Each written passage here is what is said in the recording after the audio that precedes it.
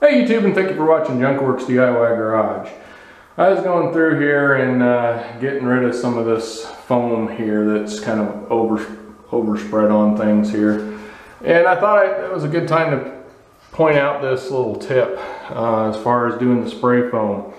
Now, results may vary. I'm not responsible if anything happens to your whatever. But in my personal what I've had happen, if this stuff spreads over and then you try and clean it off before it's completely set up, it will get goobers all over, for lack of a better way of saying it, and make it not so pretty. And then it's a pain to clean up after the fact.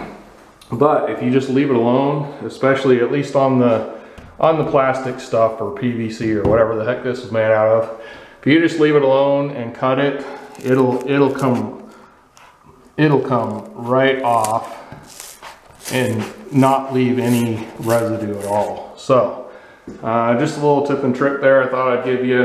All right, thanks for watching Junkworks DIY Garage, where I'm proud to say I'm a jack of all and I'm master of none. You all have a good one.